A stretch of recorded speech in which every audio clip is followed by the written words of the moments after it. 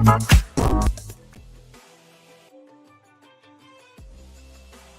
can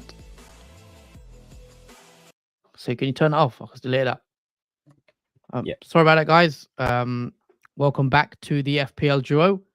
We are back for the team selection video for Blank Gameweek 26. We hope everyone's doing well. I don't know what happened there with the music, but sorry about that, guys.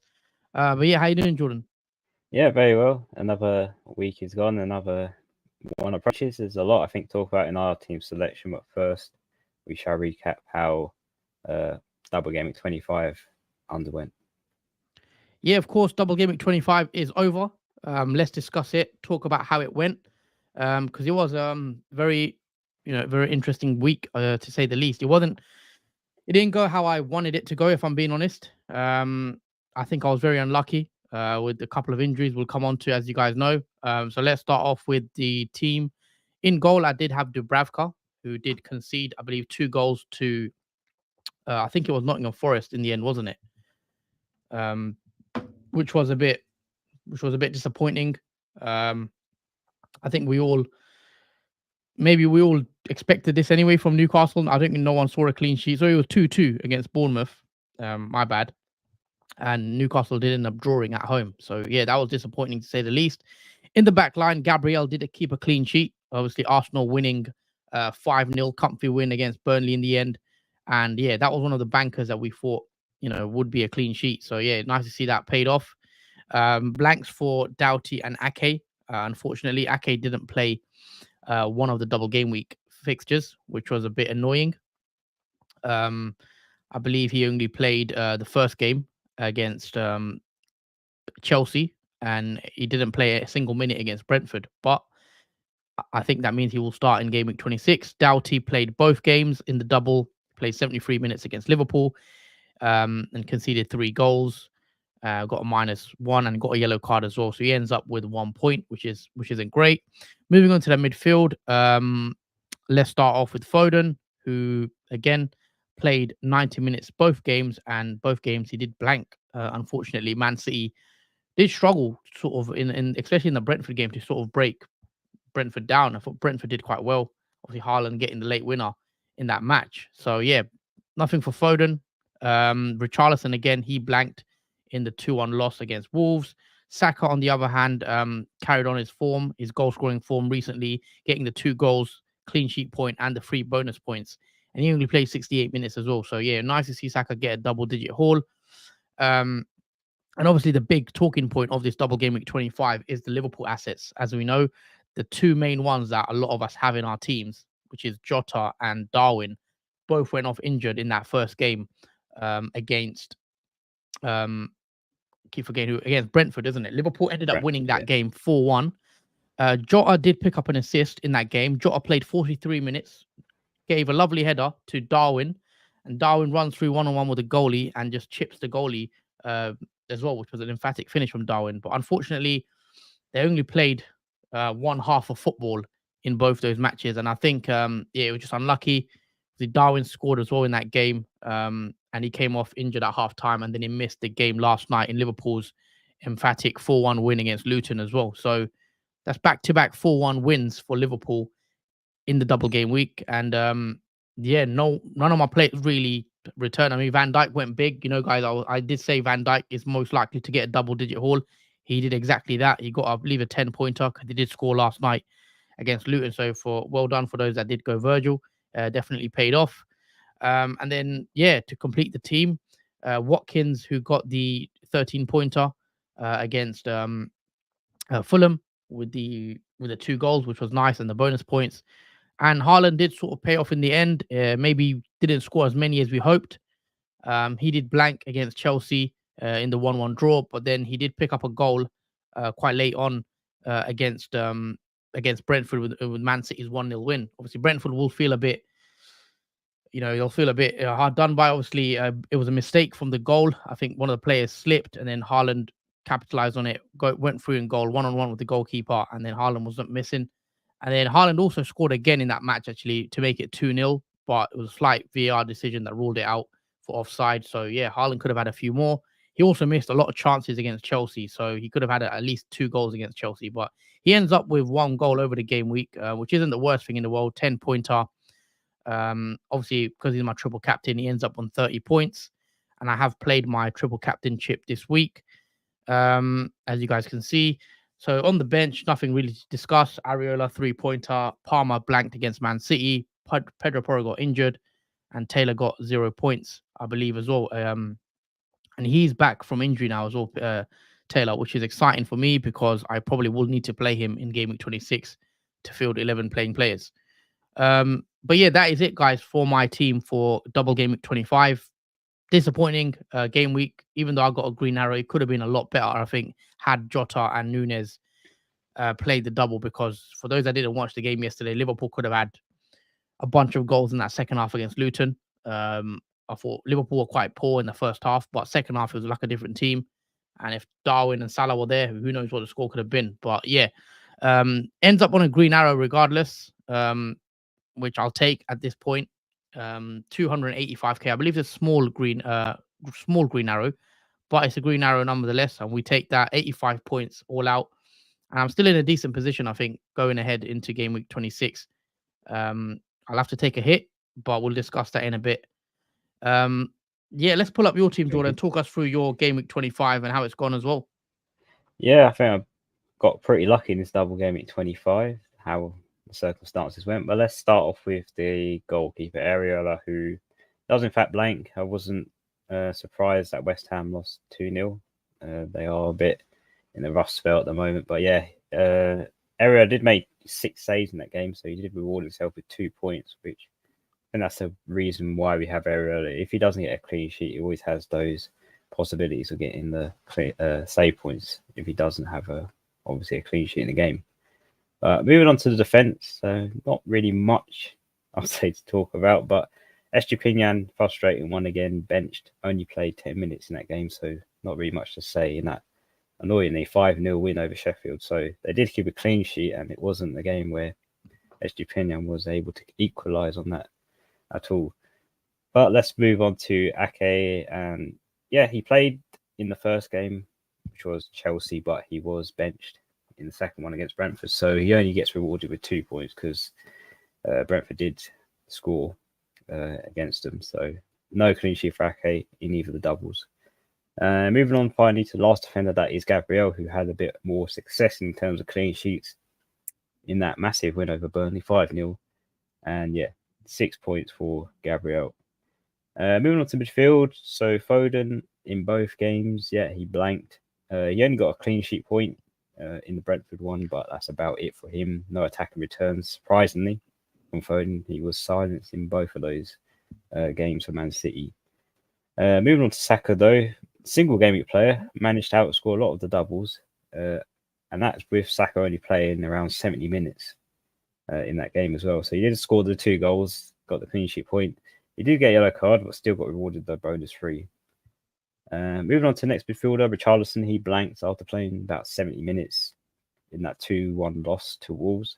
Very surprising at home for Spurs. But yeah, again, Richarlison has another blank. So that is now back-to-back blanks now for him. And moving on to the last midfielder, and I'm glad that I played Pascal Gross this week because he has punished me 2 weeks in a row for the double hauls he got while I benched him for. But he did reward me with 8 points this week with the assist, clean sheet, and a bonus 2. Moving on to the front 3. So Haaland, he scores me 20 points. I was hoping he wouldn't score in that second game that Man City did have, but unfortunately he did. It was the only goal that Man City did score as well, which was pretty annoying, but I did expect Haaland to get a little bit more in that double, so I'm very thankful it wasn't too damaging. But let's move on to Tony, who did score against Man City in the first fixture, but he did blank in the second one. He only got a yellow card in that second fixture against Man City. He did get a yellow card against Man City, but that's about it though for Tony. He did get me 7 points though, so he did reward me with the goal he scored against Liverpool, which is pretty much paid for enough from him. Moving on to last player, again, another single game player that's outscored doublers. Watkins with 13 points, scoring 2 goals and rewarded the bonus 3 in that 2-1 win over Fulham. So yeah, pretty much a mixture of results in terms of the starting 11. Nothing really to talk about on the bench. Just 1 and 2 points from Leno. He didn't get a clean sheet. Palmer was silenced in his game against Man City, and Brantford conceded to Crystal Palace, and finally Bell goals conceded. That was the worry of his double game week players in terms of Luton. That's why I benched Bell for that particular reason, only getting the 1 point from that double game week. But overall, I think I've gotten away with it, to be honest, because I was expecting my rank to be much worse than where it is at the moment. I was originally on 65k when we did the knee-jerk reaction, but now I've dropped down to 91. I imagine that could be much worse if the Liverpool assets really did some damage, and especially Haaland as well. So I think I got away with it. 82 points for this game week, and yeah, the double game week 25 I think has been a good result in terms of I've still got my triple captain yet to play. Yeah, so that's game week 25 out the way. Let us know how your double game week went, guys, in the comments below. Let's move on to game week 26 because it's a blank, and as you guys can see from my team, I do have quite a few of these guys that don't have a fixture. So let's discuss what the plans are. So in goal, I've got Areola, who's got Brentford at home. I'm lining him up. I've got Dubravka on the bench, who's got Arsenal away. I am going to play Areola, however, because I think he's got the better fixture. So we'll see what he can do. I'm not expecting a clean sheet, but you never know. And the West Ham haven't been excellent recently. They've not been great. So I'm hoping there's a bit of a turnaround for them. In the back three, Gabriel's got Newcastle at home. Again, I don't know what to expect. I can see a clean sheet here potentially for Arsenal, but I also see Newcastle potentially getting a goal. Maybe not winning, but I wouldn't be surprised if that clean sheet is white for Gabriel. But we'll have to wait and see what Arsenal defense do. But so far, the Arsenal defense in the last couple of weeks, they have kept a couple of clean sheets. So I'm happy to play Gabriel. As you can see, I don't even have a bench, so there is there's no benching headache or anything for me this week. Gabriel starts. Taylor, again, we know he's back from injury. Again, he's going to start for me. I believe he came on, played 30 minutes. He's one of the main players that Burnley have. So let's hope he can get something, anything against Crystal Palace. I'll take an assist. He's probably going to blank, but we'll see what he does. I remember early on in the season, he did get a goal or an assist in a couple of games. So I'm hoping he can get something against Palace. Nathan Ake was benched against Brentford, which probably means he'll come back into the starting lineup against Bournemouth. So I'm hoping he plays because, as you guys know, there's no bench.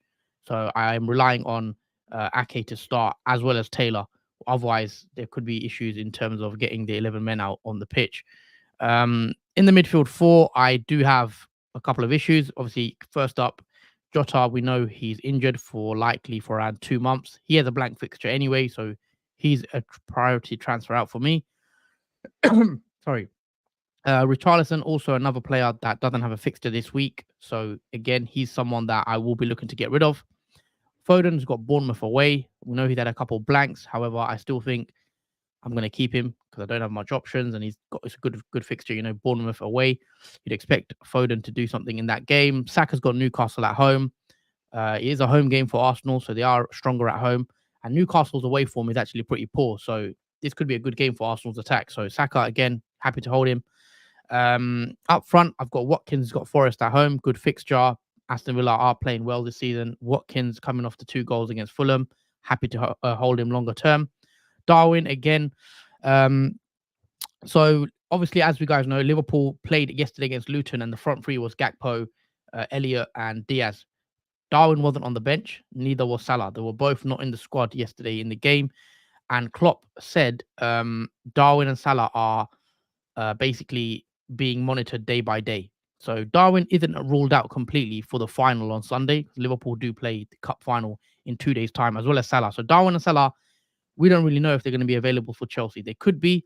But anyway, I think he's a sell because he has a blank. And then after that, there's players like Solanke, etc., who a lot of us will be looking to bring in because he's got a double coming up. So Darwin will be going out my team. And then Haaland to complete the attacks, got Bournemouth away. Not going to discuss too much on Haaland. He's also my captain, I think, for this week. I've seen some shots for Saka, etc., but I'm going to stick on Haaland. I'm not going to waver from that, I don't think, this week. On the bench, there's nothing really. I've got Dubravka, Palmer blanks, Porro blanks, and he's injured. and Doughty blanks as well. So my current plans are, I've got, as of now, I've got 7 playing players, I think. Sorry, 8 playing players. So as you guys know, I only have 1 free transfer because I did a transfer last week. So to get out 11, I do need to take a -8. And I knew this a couple of weeks ago. I would have to take a -8, and I'm completely fine with that. Ideally, I would have wanted to take a -4, but due to circumstances with Trent, etc., I have had to change my plan, sort of, what I initially, had in mind. So let's talk through what I'm going to do. So Jota, he's injured for 2 months. He's 100% going. He's an easy sell. Darwin, he's got a blank, 100% sell. And then Richarlison, as you can see, has a blank, and he's more expensive than Palmer at the moment. So I'd rather get rid of Richarlison, I think, and keep Palmer, because I do have a lot of value tied up in Palmer, because I was one of the earliest. I've had Palmer since like game week 9 and 10 before he started going on his form. So those 3 are going out, and the players I'm going to replace them with as of now, Darwin to Solanke is the move I'm planning, because I think Solanke's got a double in game week 28. I'm going to want Solanke anyway in 28. Solanke's fixture in game week 26 is actually pretty bad. He's got Man City, so it's not ideal, but I'm going to do it anyway because it'll pay off in the long run, I think, with the hit, because he'll have a double coming up. Jota, easy transfer out for me, and the player I'm looking to bring in is a Wolves midfielder out of Neto or Hwang. It's a tough one. It's a tight decision, guys. I think it's sort of a flip of a coin, but I've chosen to go with Hwang. I just think I owned Neto earlier on in the season. I want to go a bit more different, and I want to go Hwang. And I have been impressed with Hwang this season so far, chipping up with some goals for Wolves as well. So Hwang will be coming in for Jota. I'm 90% sure on that one, and 90% sure on Darwin and Solanke. The one player I'm not sure about is the Richarlison transfer. So I'm 100% taking Richarlison out for a -8, but there's 2 players I could bring in. 3 players. 2 of them play for West Ham. So Bowen and Kudus are players I'm looking at potentially bringing in. So one of Bowen or Kudus, I'm not sure who, but right now I am actually leaning towards Douglas Luiz as the transfer in instead of the West Ham midfield. I was a week ago, 2 weeks ago, I was looking at Bowen in this week. My plan was always bring Bowen in for game week 26, but because of West Ham's form, which has not been impressive at all, they've been losing a lot of games. Moyes is under a bit of pressure. I've kind of done a U-turn on my Bowen plan and my Kudus plan, and I've actually decided to bring in Douglas Luiz, who's got a home fixture against Nottingham Forest. Now, we also know Douglas Luiz will have a fixture in Blank Gameweek 29, so that sets me up for the future as well. We know Douglas Luiz is on penalties, which is great because I like having penalty takers in my team, and he's got a decent fixture at home as well. We know Aston Villa are very strong at home, so yes, it's a big hit, -8. However, that gives me 11 playing players, and I'm quite fairly happy with the team. I'm happy with the midfield. The strike force looks good. The defense, Taylor is not ideal, but I still think he'll start 90 minutes. So I'm happy to go there. And, I am happy to take the -8 so far. What I plan to do with my team. That is a -8, as I said, and that leaves me with a whopping 8.1 million in the bank. So I've got loads of money in the bank because I've downgraded majority of my expensive players. I've got 2 5 million midfielders in there as well in my team, and the team is looking a lot better now with the -8. So yeah, that's what it's looking like, guys. I'm 100% doing Hwang and Solanke in. I'm pretty sure that's going to happen, and then Douglas Luiz or Kudus or Bowen, it could be 50-50, but right now Douglas Luiz is looking like where I'm going to go. So that's the plans. And yeah, let me know what you guys think of what I'm planning of doing. The -8. Would you take a -8? Would you take a -4? Play 10? Let me know, guys. I think that's 2 good transfers in Douglas Luiz, or if it is Kudos or one or the other, and Hee-chan, because they are both differentials. I think Douglas Luiz is just under 10% and Hwang's at 5%. So I think for that -8, if both those players do well, I think that -8 is well earned for. Mm-hmm. Yeah, I thought with Solanke, I think I'm gonna do it anyway because I know I'm gonna have him for the double, so I don't mind taking that hit. So that's sort of, I think, in my mind that will pay off. And I'm in no choice, and I have to take this -8. Otherwise, as you guys know, I can't get 11. So it is reluctantly I am doing it. I would have liked to take a -4, ideally, but yeah, it is needs must. And also we know in game week 29, Aston Villa will have a fixture when a lot of teams will blank, and that sets me up, having a midfielder. And as you guys know, I'm also looking at chip strategy now. I haven't even ruled out I might free hit in game week 29 as well, potentially. So we'll come on to that maybe next week, the week after, especially when the FA Cup games have happened and deciding on chip strategy, because I think that's going to be quite important as well. Because I've obviously got the wild card left, free hit, bench boost, and I think managers are going to start playing those chips soon because we are now only a third of the season really left, less than a third of the season. So it's getting to the interesting part of the season. So yeah, -8 is planned for me, guys. Let me know what you guys think. Yeah, Jordan, let's move on to your team then. Talk us through your bus team and then also talk us through your transfer plans as well. Yeah, so as you can see, guys, this is my team lineup for Blank Gameweek 26. So in goal for me, I have Leno, who has Man United away. I haven't really got much choice in terms of playing Areola because I do expect Tony to score against West Ham, so it kind of feels backwards having Areola in goal. So I think I'll take a risk, even though I don't see Leno keeping a clean sheet against Man United, especially on the form Hoydens is on at the moment. I do see them conceding. And especially Fulham are one of the teams, or one of the most teams that have conceded a lot of goals this season. So fingers crossed, Leno can get some save points if Man United have a lot of shots directed at him. But let's move on to the three defenders at the back. So Estupinian is a massive, I think, talking point in terms of us owners because he was benched last game, played about 9 minutes when obviously Brighton won 5-0. It seems like Zerbi prefers not to play Estupinian in the starting 11 as much now.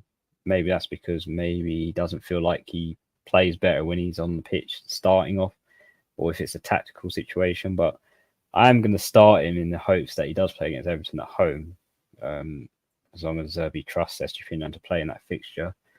But I do have options to go Branthwaite, who has Brighton away on the bench. He is my only player to go with, but they are playing against each other. But yeah, that might be a split decision. I still think Estupinian, if he does start in that game, he could have a really good 90 minutes if he is to play. But I am going to have to keep the faith in Estupinian for now. But moving on to the next defender, that is Gabriel, who has Newcastle at home. And yeah, I think every Arsenal asset now is very much essential if you've got them. I don't think I'll be benching any, as there is a lot of importance for Arsenal at the moment in terms of the title race. So any asset I'm going to have from regardless of the fixture, I think Arsenal is worth playing for. But moving on to the last defender, that is Ake, who has Bournemouth away.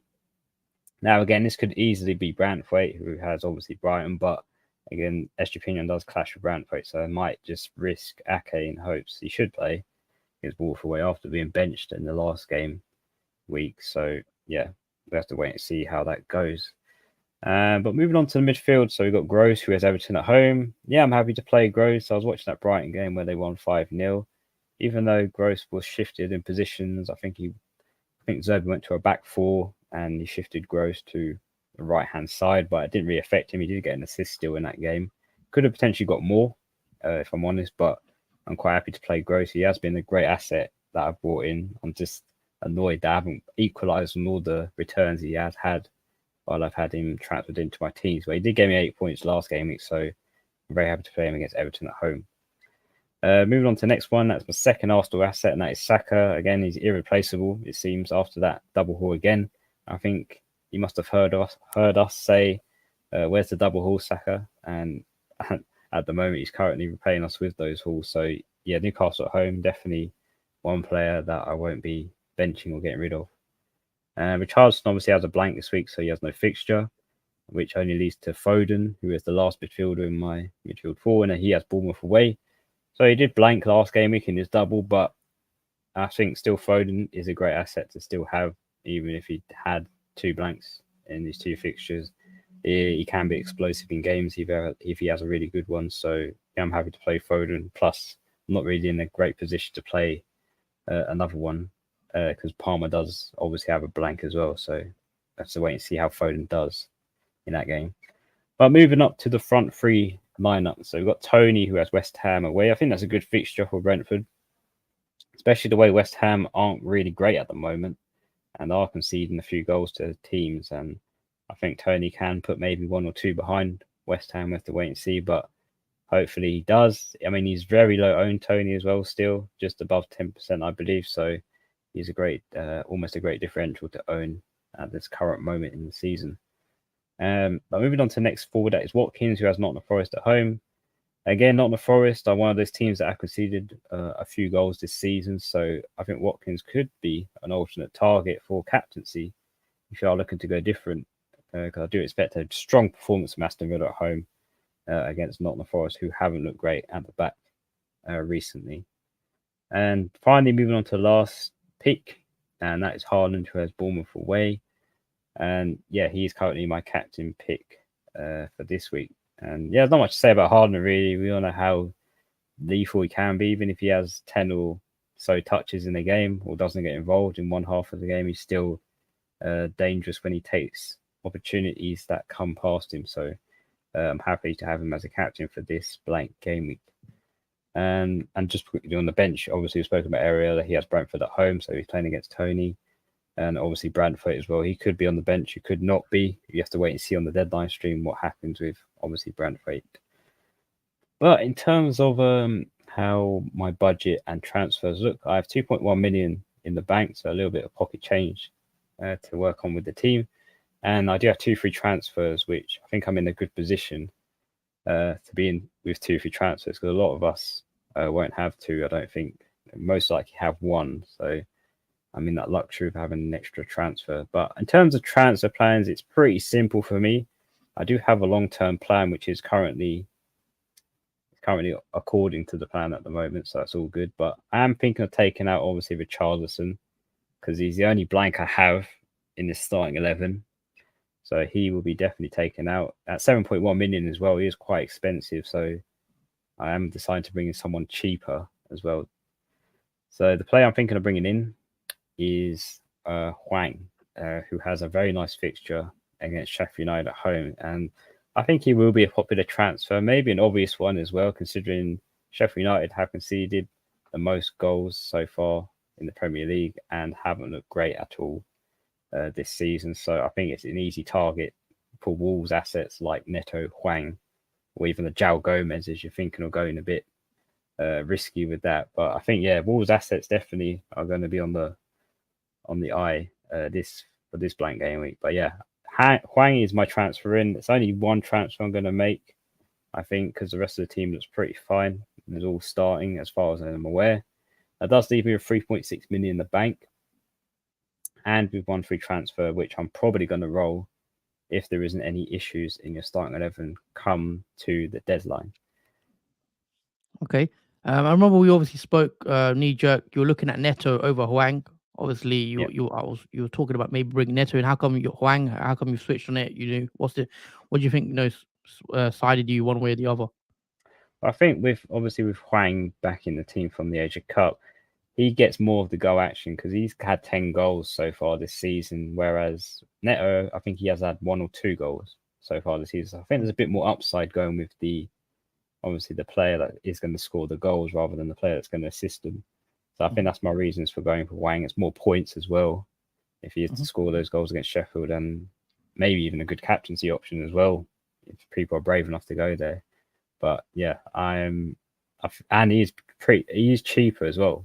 I think he's 0.2 cheaper than Neto. So if you're looking to go a bit cheaper in terms of budget, save a little bit more money, then I think Hwang's a good option. Mm-hmm. Yeah, okay, interesting. Let us know, guys, what you guys are doing with the plans. I know Wolves got a good fixture this week, which will be on a lot of people's radar as well. But yeah, like those are the plans, I guess, for the blank game week 26. I'm probably going to take a -8. So do tune in for the deadline stream or tomorrow. Sorry, not tomorrow, Saturday. I keep thinking today's Friday. On Saturday is a 1:30 deadline, I believe. So we will go live around 12:30 midday Saturday, and it should be a good one. So make sure you guys tune in. Also, guys, if you are enjoying the content so far, please do smash the like button. Also, if you are watching it on a playback, make sure you do smash the like button, drop your comments in the comment section as well, and make sure you are subscribed if you're watching for the first time or you're new around here.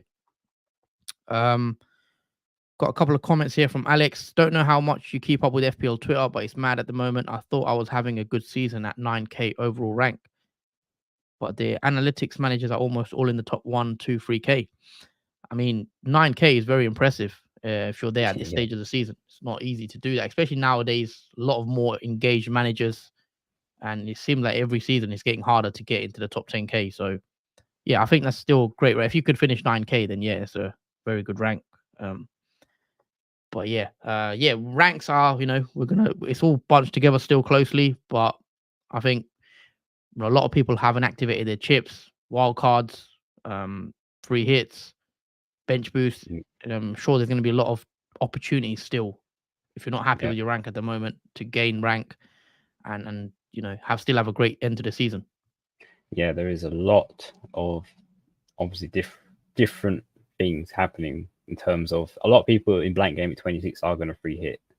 Let's not forget it's because they are going to have a lot of players that are going to blank and probably not win to take like a minus 16 or 8 to obviously fix that. So yeah, a lot of people are going to use a free hit in 26, probably in 29. So yeah, it is going to be variable how these all work out in terms of where we are in ranks, but it's going to be very interesting, especially this part of the season now, as there's going to be a lot of difference in terms of players' ranks. Mm-hmm. Yeah, it's going to be a good one, definitely. And I'm looking forward to the football this weekend. But yeah, guys, if you enjoyed, hit the like, make sure you subscribed. And that is it from me and Jordan for today. And yeah, I think that's everything, Jordan. Unless you want to add anything else, or that's pretty much, I think, everything covered until obviously the deadline on Saturday noon. But yeah, it's been a great stream in terms of there's a lot of action yet to come, obviously, on the deadline with our transfers. So yeah, stay tuned for that. Mm-hmm. But till then, take care and have a nice week.